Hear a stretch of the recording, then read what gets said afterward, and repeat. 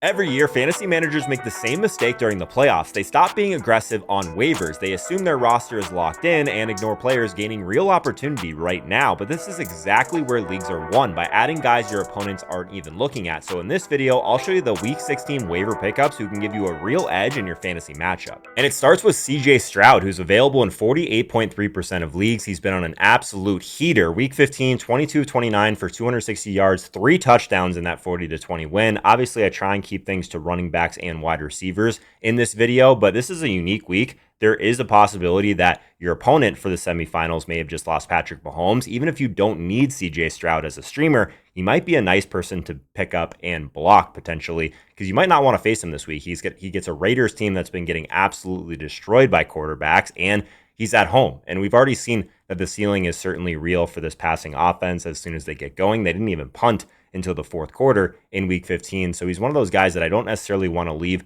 on waivers for my opponents either. But let's talk about Blake Corum. So the real role is finally here. In week 15, he got 11 carries for 71 yards and a touchdown. That's almost as many carries as Kyron. He's really not a stash anymore, in my opinion. He's kind of had some playable volume down the stretch. The Rams are straight up rolling right now, 10-3, just dropped 45 points last week. More scoring chances. That also means more running back touches for the 1A, 1B situation that they have going right now. Week 16, they do get Seattle, so the matchup is not great, but the usage is trending into like a real split in multiple spots. So he's one of those guys that's not just a handcuff. I think that label is pretty outdated at this point. He's averaging nearly 5 yards per carry this season.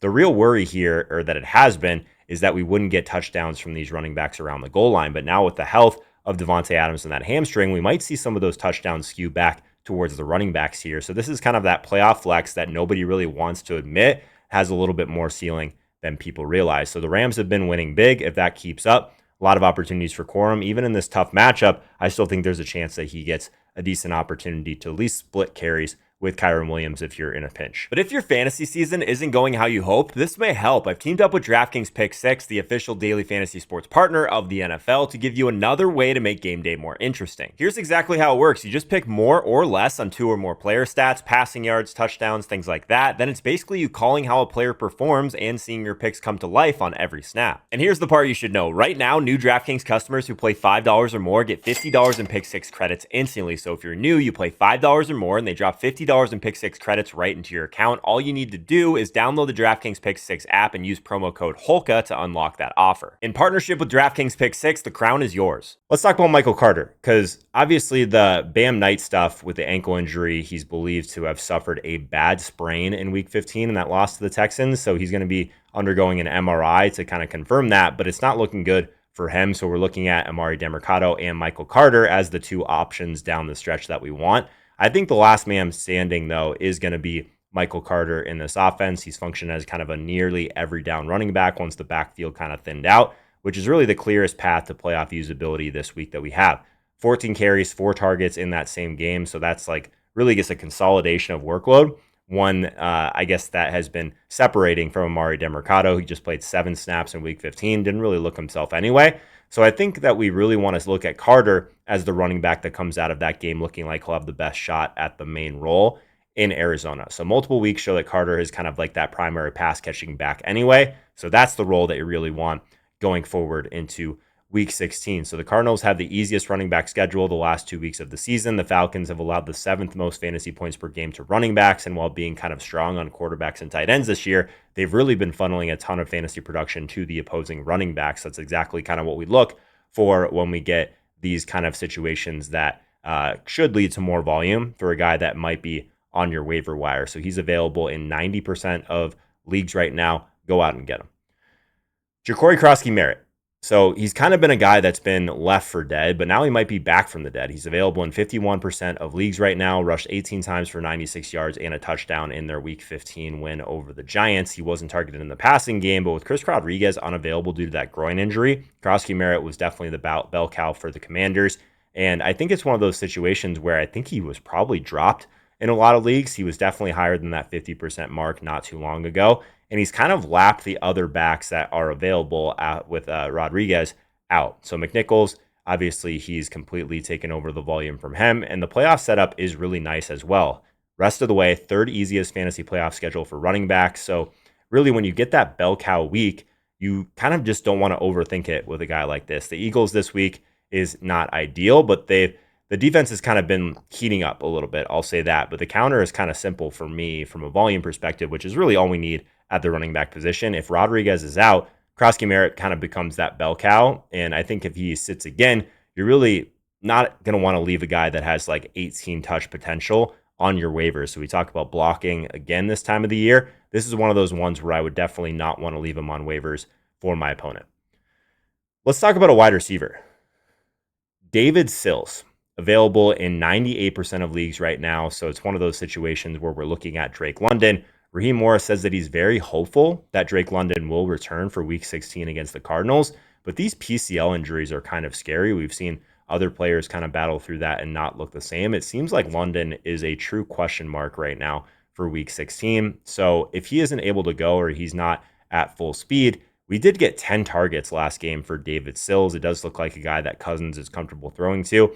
And we saw this last year with other players. Cousins kind of locks on if he finds a guy that he's comfortable throwing to. We just saw it with Kyle Pitts, obviously. I still think if London is out, Sills is one of those guys that's going to see targets.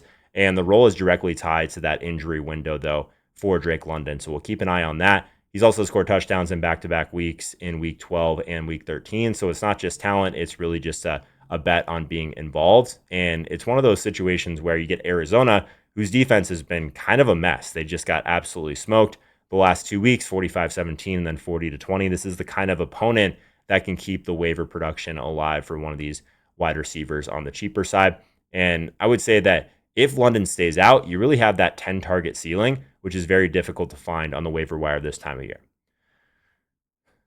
Ricky Pearsall is an interesting one, though. He's available in 46.1% of leagues. Kyle Shanahan has said that there is concern about Ricky Pearsall's knee and ankle injury. So that's kind of a little bit of a change in the tune from at least last night when Shanahan was saying he thought Pearsall would be all right. So when he spoke on Monday, it looked like those combination of injuries kind of complicates things a little bit. But when Pearsall is back, he's really seen a ton of volume. So last week he went 6 for 7, 96 yards.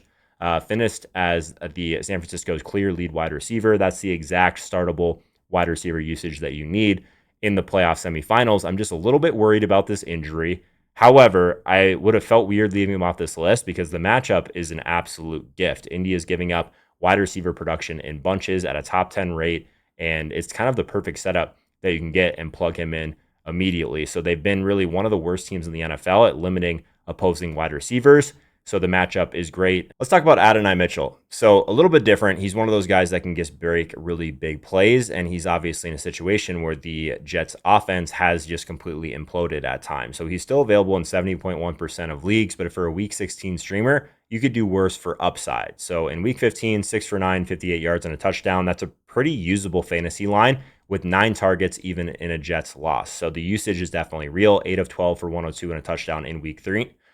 He's already kind of shown that spike week ceiling if you're chasing something on waivers that you really need to give you a little bit more upside on your roster. This is the time of the season as well. You need to take a good look at your roster and see, and I guess your opponent as well, do you need one of these floor options or you really need someone that can have some ceiling? And sometimes ceiling is the answer. And if you want to take a shot, Adonai Mitchell is the kind of playoff wide receiver that you would want.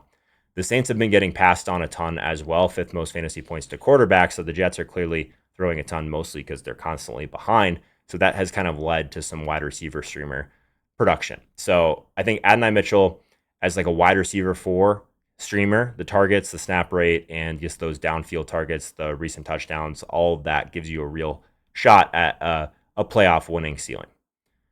So this one's interesting as well. Luther Burden. He's available in 84% of leagues right now. The thing that we're paying attention to is Rome Odunze. So Ben Johnson already came out and said that all options are on the table when asked about Rome Odunze and that foot injury.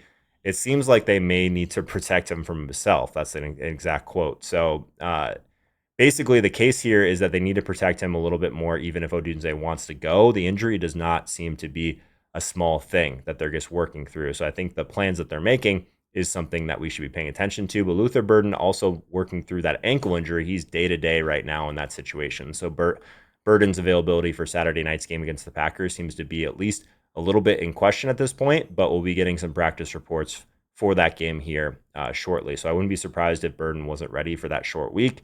But if he is going to be in a nice spot to gain a little bit more target share with Odunze likely out. The matchup is not ideal, obviously, against Green Bay, but with Green Bay having some injuries as well, this might not be the scariest matchup on the board. If Odunze is out again, I think that Burden is going to kind of walk into like that wide receiver 3 mix this week, and you can't really find those guys on waivers very often.